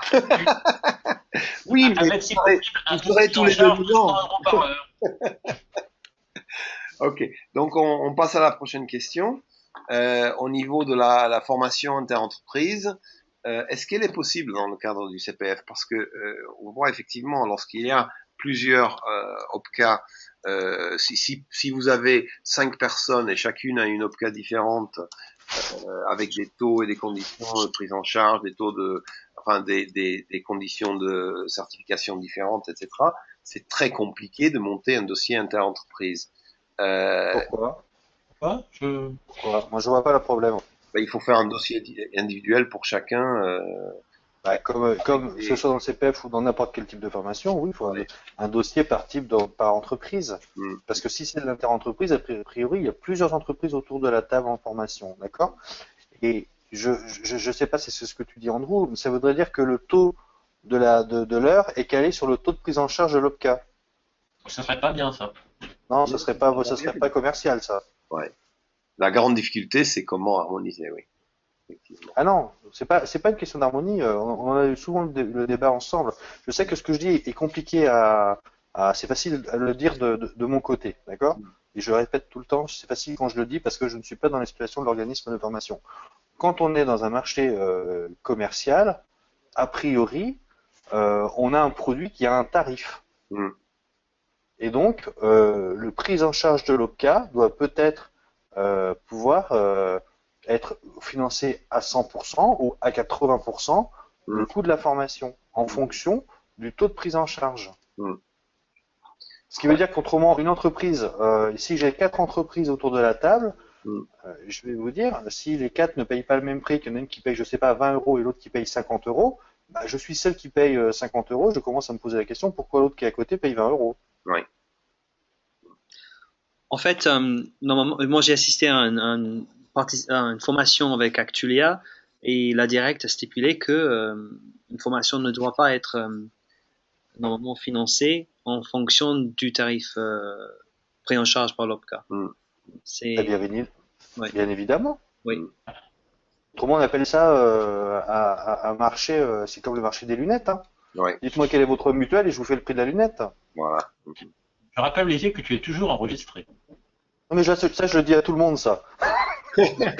Moi, non mais très honnêtement, je pense que ça tue le marché de la formation en fait. Parce que quand on va dans un organisme de formation et que j'ai déjà eu le cas, et notamment une collaboratrice d'Opcalia, donc un salarié qui veut mobiliser son CPF en langue, la première question qu'on lui a posée, c'est à quel OPCA votre entreprise est adhérente. Très honnêtement, ça veut dire qu'on va adapter le prix en fonction de la prise en charge de l'OPCA. C'est-à-dire qu'il n'y a pas de vrai prix de la formation, de vrai tarif, c'est en fonction de celui qui rembourse. C'est pour ça que je compare souvent ça aux mutuelles et aux opticiens, parce que parfois vous allez chez un opticien, on vous dit donnez-moi votre mutuelle avant de vous dire quel est le prix ou ce à quoi vous avez besoin. Et donc je trouve que là, c'est bien à court terme, mais je pense qu'à long terme, on se tire une balle dans le pied. Tout ça. Donc, on va passer à la question 4 au niveau du CPF autonome. En fait, oui, donc le CPF autonome, c'est le CPF individuel. C'est celui où mon compte formation. Oui, où le salarié il va tout seul, sans son entreprise. Alors, la grande question, une chose qui a freiné beaucoup ce CPF, c'est la liaison entre les financeurs, les OPCA, et le site Mon Compte Formation. Quand est-ce que vous pensez que la plupart des OPCA vont être reliés pour que les financements les dossiers passent automatiquement chez l'OPCA? Alors attention, là, en gros, ce que tu dis, laisserait induire que, comment dirais-je, nous, Uniformation, donc on a été le premier OPCA qui, dans le système, a été interconnecté avec le SICPF. Ça ne voulait pas dire que les dossiers, ils nous arrivaient dans notre système et qu'on n'avait plus qu'à cliquer dessus pour les enregistrer. C'est pas ça du tout.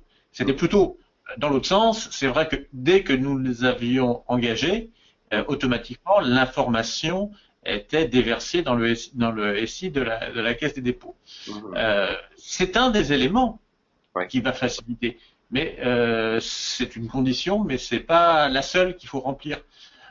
Aujourd'hui, en termes de facilitation, on est en train collectivement de travailler sur une procédure justement pour les salariés autonomes qui arriverait à flécher une demande vers, je dirais, le financeur qui va bien, avec une transmission à terme dématérialisée, parce que le tout n'est pas d'envoyer quelques données qui sont passées de système à système.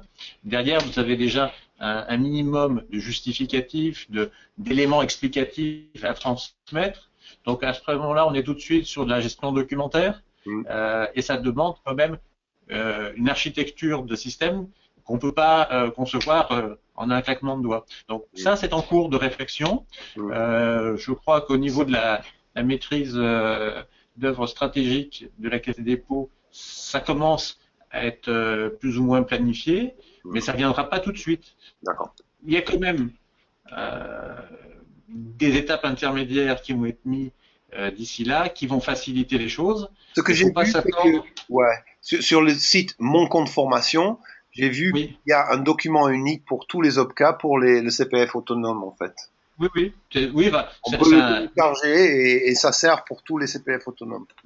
Oui, mais ça alors, je pense que ça reste un formulaire. Après que ça soit le formulaire de la Caisse des dépôts ou le formulaire que le salarié autonome aura trouvé sur le site de l'OPCA, je dirais que c'est pas vraiment un sujet. Aujourd'hui, pour te donner un ordre d'idée, sur les salariés autonomes, chez nous, on en a à peine 5% qui utilisent le formulaire Caisse des dépôts. Les autres, ils utilisent le formulaire qui se trouve sur notre site. Et que ce soit l'un ou l'autre, ils ont les réponses dans les mêmes conditions, dans les mêmes délais. C'est un élément qui peut faciliter. Justement, les délais moyens pour entre la demande et puis la réalisation de la formation, le début de la formation. Est-ce que vous avez... Alors, non, je pense que ça c'est pas le bon timing, parce que le début de la formation, ça on le maîtrise pas. Je pense que le seul délai qui est important, c'est entre le moment où la personne exprime sa demande et le moment où le financeur lui dit OK, on est partant, tu peux y aller. Après qu'il parte dans les 15 jours ou 3 mois plus tard, ça n'a guère d'incidence. Alors ensuite, donc le délai de traitement, là aussi c'est comme tous les documents administratifs. Si le document est bien rempli avec tous les justificatifs qui va bien, normalement, surtout sur les trucs de langue, c'est pas très compliqué. L'accord, il peut être fait dans l'espace d'une semaine. Après, si le dossier n'est ni fait ni à faire, c'est comme en tout, il faut redemander des pièces justificatives. Voilà. Non. Mais les CPF de langue, comme les CPF VAE, du reste, sont ceux qui sont les moins complexes à administrer. D'accord. Ok, on va passer à la certification, donc section D. On a continué le C là, on a 3 questions de plus. Pour les procédures. Ah oui, d'accord, tu l'as mis sur deux slides. Oui, bon, celui-là, comment se protéger des impayés, on va le laisser parce que c'est pas vraiment pour les OPCAS. La convention de formation non plus, et le conseil sur demande de prise en charge, c'était quoi ça? Non, on passe à la prochaine parce qu'on n'a pas le temps de traiter ces questions-là. Ok, donc là pour Olivier Gauvin principalement, donc les certifications linguistiques, puisque tu es un linguiste comme nous, ou tu as été. On a vu que il y a eu quand même quelques évolutions de la liste des certifications linguistiques récemment. La première, ça a été Gym English qui a été étendu au niveau national par le COPANEF. Donc aujourd'hui, dans n'importe quelle région, n'importe quelle branche, on peut faire une certification Gym English, mais qui est naturellement liée uniquement à la formation Gym English. Et on a vu une autre similaire, celle de Yes and You, pour 4 fédérations, les transports aériens au sol, l'ingénierie, les services informatiques et conseils et le télécom. ont mis dans leur liste de certification la certification Yes and You. Hein. Donc, est-ce que vous pensez qu'il y aura d'autres évolutions cette année de la liste des certifications linguistiques? Faut appeler la COPANEF, je pense, qui pourra vous apporter une réponse beaucoup plus précise. Bien sûr. Quand c'est une branche qui décide d'inscrire une certification à l'inventaire, c'est qu'elle estime que la certification répond à un besoin. Donc c'est peut-être pour ça que pour les deux que tu as cités, qui ne sont pas le BULAT, le TOEIC ou le DCL, c'est certainement ce choix qui a été fait. Après, est-ce qu'il y aura d'autres certifications? Je trouve que quand même les langues, on est bien couvert. La grande question souvent qui se pose derrière, c'est la difficulté là, c'est que la certification souvent est liée à un organisme de formation. Donc si on n'est pas un organisme de formation, si on n'est pas cet organisme de formation là, on ne peut pas délivrer cette certification là. Voilà. Mais je rappelle qu'il y a toujours le TOEIC, le BULAT, c'est le DCL. Bien sûr. Alors question sur les autres langues. Sachant que le BULAT, au moment, il y aura des changements au niveau des langues en BULAT. En 2007, le BULAT, autres langues disparaît. Il y aura plus que le DCL pour les autres langues en national. D'accord. Le seul autre qui existe, mais qui pour l'instant ne concerne qu'un certain nombre assez important quand même de branches, c'est le Bright, hein, et de régions aussi, mais il n'a pas été étendu au niveau national. Pour le BULAT, c'est resté à confirmer, hein, c'est pas, je sais pas si pour le BULAT, c'est en 2017, non, c'est confirmé. Le FLE, c'est-à-dire le français de langue étrangère, l'allemand et l'espagnol, à partir de janvier 2017, ne sont plus proposés par Cambridge, après ce qu'on a compris. Donc, est-ce que vous avez, vous, des informations là-dessus? Non. Qui pourrait remplacer ça? Non, ok. Tu es en train d'expliquer que le BULAT ne fera plus la certification, ou que la certification du BULAT n'est plus sur la liste? C'est le BULAT qui ne fera plus que l'anglais. Oui. Et pas les ok, bon donc c'est un choix du BULAT. Donc maintenant pour les autres langues, ça reste c'est problématique, surtout avec le DCL. Donc question 4. Le problème avec le DCL pour l'instant, c'est que il y a peu de sessions, hein. Souvent 2 sessions annuelles, surtout pour les autres langues, hein. Parfois même 1 session par an.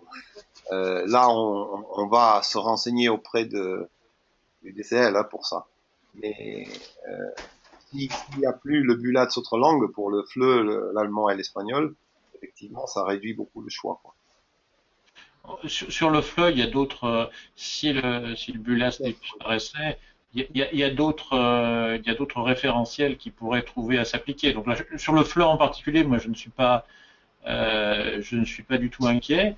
Après, si la collectivité des organismes de formation considère qu'il y a un manque quelque part en termes de certification, c'est peut-être aussi à elle de se saisir et de trouver les moyens de porter une nouvelle certification qui couvrirait ces langues qui sont un peu moins communes que l'anglais. On est là sur un marché sur lequel les OCA n'ont pas spécialement à intervenir. Ouais. C'est aussi aux dispensateurs de formation de se saisir du sujet. Oui, bien sûr. Oui, non, on est conscient que c'est pas vraiment le domaine des OCA. C'est juste si vous avez des connaissances là-dessous, si vous avez une idée de ce qui est en train de se tramer à ce niveau-là. Donc, au niveau ok, on va sauter la question sur la simplification des listes parce que ça c'est. Oui, on a aussi une question sur les petits niveaux. Pour le A1 et A2, les niveaux A1 et A2, on voit une des questions, c'est que à part le TOEIC Bridge, il n'y a pas grand-chose pour ces niveaux-là, et que le nombre de sessions au niveau national est petit. Donc ça aussi, c'est peut-être une question qui n'est pas très simple pour vous à répondre. Bah, là, c'est faut voir avec ETS Hmm, et je sais pas qui fait le bridge, mais hmm. Oui, c'est aussi une, c'est global, oui. enfin, ouais, c'est une question de volume. C'est-à-dire que s'ils ont trois demandes par région, je pense que eux, économiquement, ils sont pas en mesure de mettre en place des sessions publiques. Hmm, C'est le jour où il y aura de plus en plus de demandes qui, je pense, mettront en place des sessions publiques.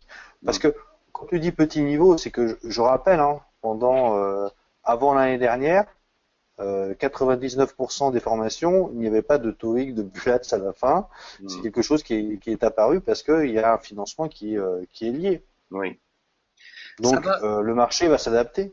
Saba Nabati, est-ce que vous pouvez pour nous dire pour qui vous travaillez? Parce que Saba nous dit nous travaillons pour ouvrir des sessions en région, mais je ne sais pas pour qui vous travaillez. Des sessions De quoi? De DCL ou DCL? de vous êtes de TOEIC? C'est Saba, si vous pouvez juste dire pour qui vous travaillez, ça nous aiderait. Comme ça, on peut diffuser l'information. Je ne travaille pas pour nous. Je suis en mute. Oui, oui, mais bon, tapez-le. On peut pas vous donner accès. Ouais, vous êtes en muet, oui, mais il faut simplement pour quel dans le chat, hein, dans la question rubrique.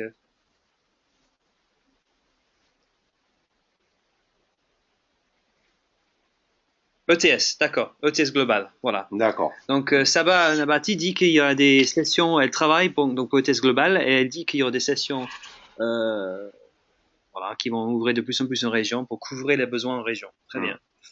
Je pense que c'est la même chose pour le DCL. C'est en train de s'étendre, mais on ne sait pas quand encore. On va se renseigner auprès d'eux.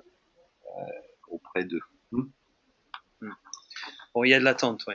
Ok, on va passer à la prochaine, aux prochaines slides parce que le temps passe. Hein. Conditions de règlement. Oui. Relation avec les organismes d'information. Donc Emmanuel Vargon a demandé aux OPCA dans une lettre l'année dernière, est-ce que si les OPCA voulaient bien faire des avances de trésorerie de 30% dans certains cas pour les organismes de formation pour faciliter leur trésorerie, d'échelonner les paiements. Je pense que vous le faites déjà. Hein. La question 2 n'a pas raison d'être, hein, ça a toujours existé. Oui. Sur une formation qui a une certaine durée, il suffit qu'on reçoive une facture avec l'attestation qui va bien et le paiement part. Là, c'est pas un sujet. Mm-hmm. Mais au niveau des avances de trésorerie, elle a effectivement demandé si c'était possible dans certains cas, de avancer l'argent parce que, surtout pour les formations type langue, qui, bien que courtes en heures, sont longues en temps, parfois il faut attendre longtemps avant d'être payé. Non, à partir du moment où l'organisme de formation est en capacité, parce que tu dis elles sont courtes en temps, mais longues sur la durée sur laquelle elles s'établissent. Là, on est simplement sur un problème de facturation au fil de l'eau par l'organisme de formation. C'est pas un problème d'avance, parce que tant pour un organisme de formation que pour un OF, c'est véritablement quelque chose qui ne va pas dans le sens de la simplification administrative et qui ne peut s'envisager qu'avec certains organismes avec lesquels on a, je dirais, un flux d'affaires suffisamment important pour que l'on puisse faire des régulations sur, en fonction des rythmes d'annulation, de réalisation, etc. Donc quand le flux est continu, réel, ça pourrait s'envisager, mais lorsque vous travaillez avec un OF 2 fois par an, au regard des contraintes de gestion interne, puisque il faut savoir que souvent on reproche, en tout cas certains rapports reprochent aux OF de n'être pas assez précautionneux avec les fonds qu'ils utilisent, de manquer de contrôle. Je suis pas sûr qu'en termes de fluidité, on y gagnerait beaucoup. D'accord. Ok, une dernière question au niveau des relations avec les OF. Souvent, en fait, des organismes viennent nous dire qu'ils ont un peu de mal à savoir à qui s'adresser lorsqu'ils ont des questions avec une OPCA. Donc, dans le cadre de Uniformation et d'Opcalia, quel serait l'interlocuteur? Est-ce que vous avez un conseil à donner aux organismes pour pouvoir leur poser des questions directement, pour pouvoir vous poser des questions directement? Bah, déjà, ils peuvent m'envoyer un mail s'ils n'ont pas eu le contact en région. J'en reçois à peu près tous les jours, en fait. Et je fais garde de triage, c'est-à-dire que quand un OF a des questions, quel que soit son domaine d'expertise, bah, je vais renvoyer vers le meilleur interlocuteur ou le contact en région ou dans des équipes qui vont répondre à leurs interrogations. Mais a priori, tout dépend de la question. Si c'est pour des factures impayées, en principe, il vaut mieux qu'il aille vers l'assistante ou l'interlocuteur en région. Mais voilà, à la fin, s'il n'y a vraiment pas de réponse, enfin, tout le monde il y a une adresse mail qui est la mienne, on peut m'envoyer quelque chose, on a un service qualité, on a un service tout, donc on peut aussi revenir vers moi pour que je puisse donner les réponses. Alors je pourrais pas répondre à 2000 personnes, mais voilà.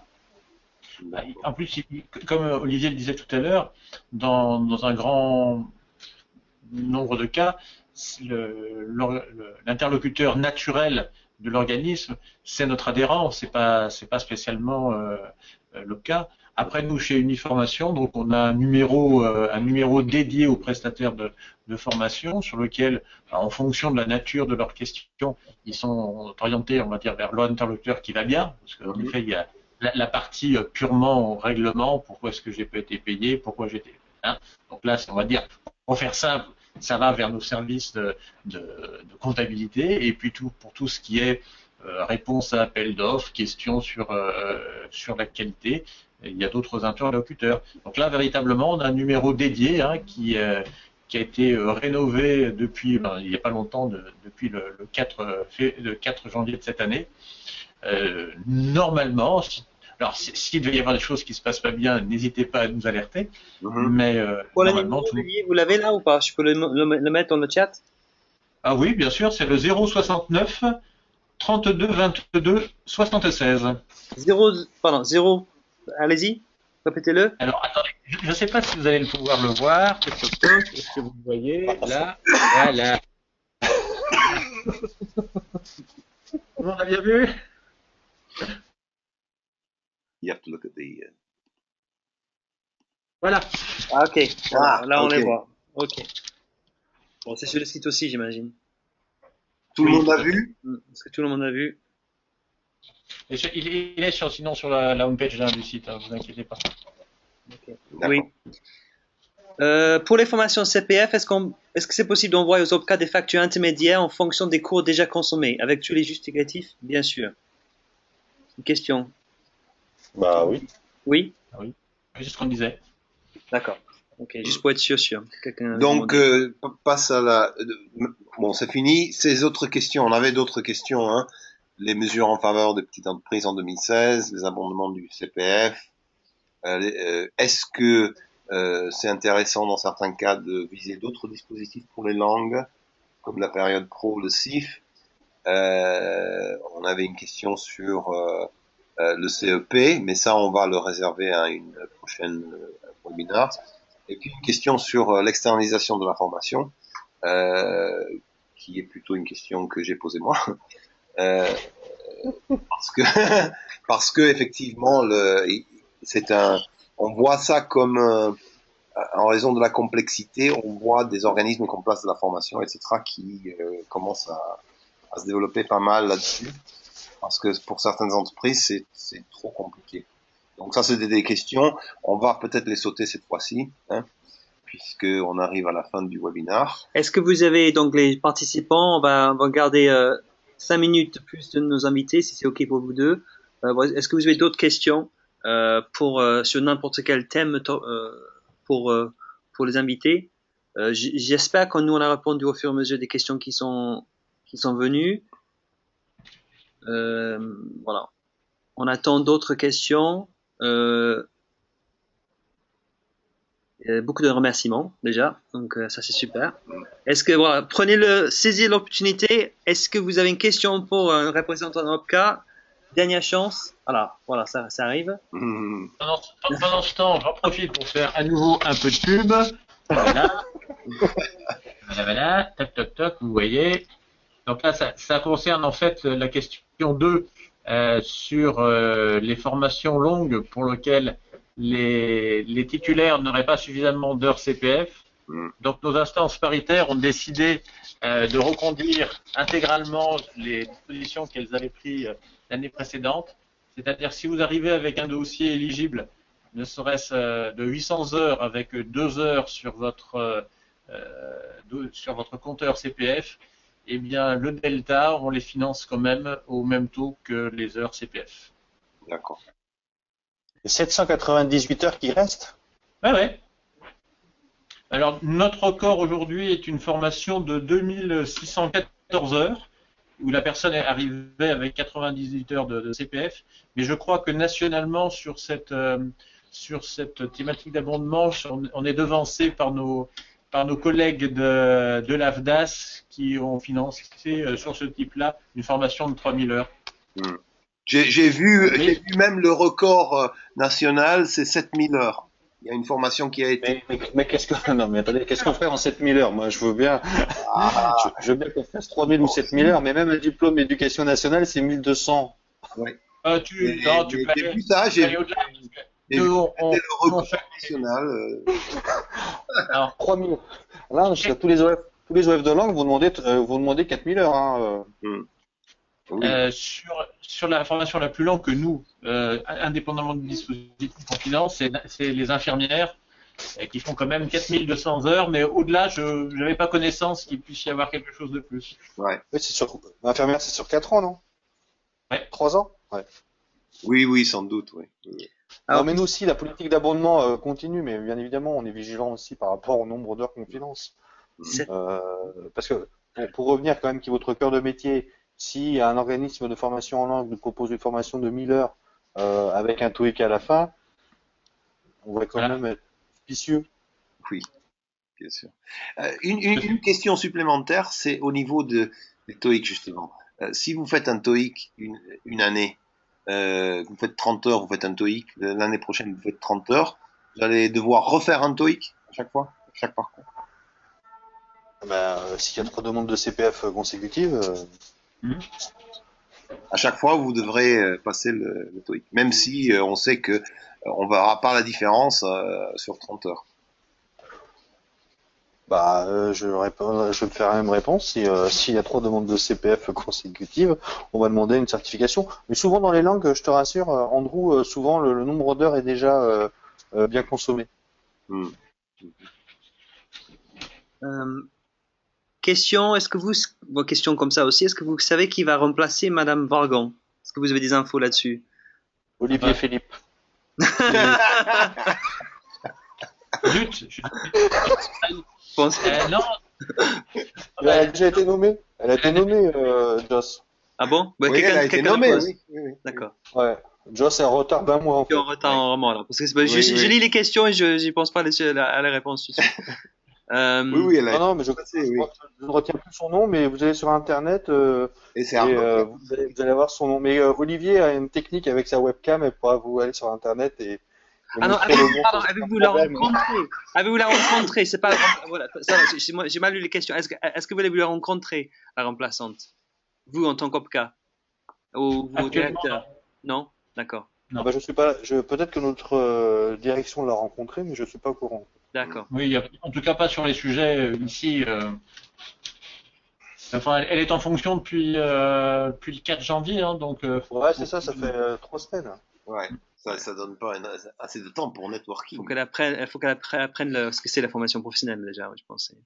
C'est important. Ah, là, t'es enregistré, Joss. Je peux couper cette partie-là. C'est nous qui comptons l'enregistrement, Olivier. Oui.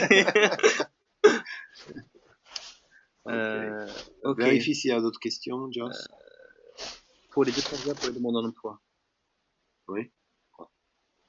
Non, je comprends pas la question. Qu'est-ce qu'il y a? Ah non, on a posé une question sur les 200 heures pour les demandeurs d'emploi. Ça vous dit quelque chose, ça, les 200 heures pour les demandeurs d'emploi? Oui, Olivier Philippe. Oui. Allez-y. Oui, c'est une piste de réflexion actuellement portée par les partenaires sociaux, Oui. Qui ferait que pour ceux qui n'ont pas suffisamment d'heures, pour certains demandeurs d'emploi, là aujourd'hui on ne sait pas exactement quelle serait la cible de ces 200 heures, les partenaires sociaux feraient un effort plus important que pour la généralité des demandeurs d'emploi qui continueraient à bénéficier, je mets ça toujours au conditionnel parce que rien n'est acté, 200 heures, et il y aurait certaines catégories qui auraient 200 heures, mais là ça reste encore à affiner. Oui, on a vu effectivement qu'au niveau de Pôle emploi, la moyenne des durées des formations hors langue, c'est 500 et quelques heures. En fait. Donc effectivement, 200 heures, c'est pas de trop.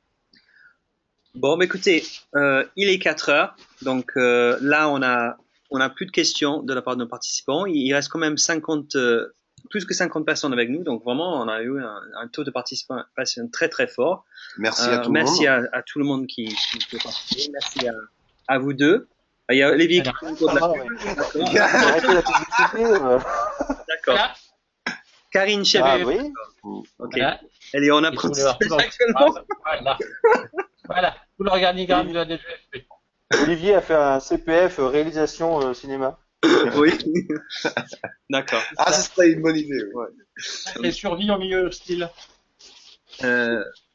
Ok, donc ce qu'on va faire pour les gens, on va vous envoyer normalement, si tout va bien, si au niveau informatique ça marche, l'enregistrement de cette session. Olivier Gauvin, j'ai permis de mettre ton adresse mail dans le chat, donc tu as dit que s'il y a des gens qui y a pas de souci, envoyer le mail. Nous de notre côté, sachez donc il y a pas mal d'informations sur la réforme, beaucoup d'informations sur la réforme dans notre étude de marché. Donc pour ceux qui n'ont pas acheté, on vous encourage bien sûr à le demander gratuitement. Non, malheureusement pas encore, mais parce qu'il faut aussi qu'on c'est pas encore. Voilà. Là, les webinaires qu'on fait, ils sont personne ne nous paye pour ça, donc il faut qu'on gagne un peu d'argent que d'autres produits. Pour l'avoir lu, elle est. Non, mais sans faire de pub, et j'en fais. Ah, c'est gentil. Pour moi, parce que je la finance pas, donc je trouve non, c'est vrai, je trouve l'étude complète et très claire. Voilà.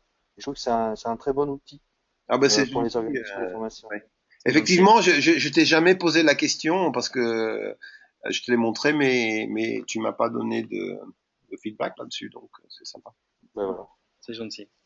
Voilà, donc pour ceux qui n'ont pas, voilà, ça coûte 375 €, format papier, 126 pages, et voilà, il y a, j'espère que ça vous plaît. Et puis nous, on va revenir au prochain webinaire sur le CEP et les demandes d'emploi fin février, si tout va bien, avec le FONGECIF et quelqu'un représentant de l'APEC et puis le Pôle emploi. Pôle emploi, oui. Donc, je pense que pour l'emploi, il y a beaucoup de questions. Ouais. Donc merci beaucoup encore une fois à vous deux. C'était super. Ouais, vraiment merci. Bien, merci. Les gens ils disent tous merci plusieurs fois. Tout le monde a dit que on vous a bien répondu à toutes les questions. Donc voilà, vraiment c'est super. Ça nous fait beaucoup de plaisir. Merci beaucoup. Et voilà, il n'y a pas beaucoup comme vous en tout cas. On a demandé beaucoup de monde. Il n'y a pas beaucoup de monde comme vous deux qui sont présents pour répondre à nos questions. Je le dis. Alors, ce sont les meilleurs même. On a des commentaires, ce sont les meilleurs. Voilà, vous êtes les meilleurs de votre profession, messieurs. Voilà. Ça, j'enregistre aussi, c'est dans l'enregistrement. Vous reveniez. C'est pour mon entretien annuel, si tu peux me le renvoyer, s'il te plaît. Exactement, comme ça, toi aussi, pour l'entretien pro. Ouais. Bon, merci à tous. Merci, à bientôt. Olivier, et puis à bientôt. À bientôt, Allez, au revoir. Je coupe le webinaire. Au revoir tout le monde.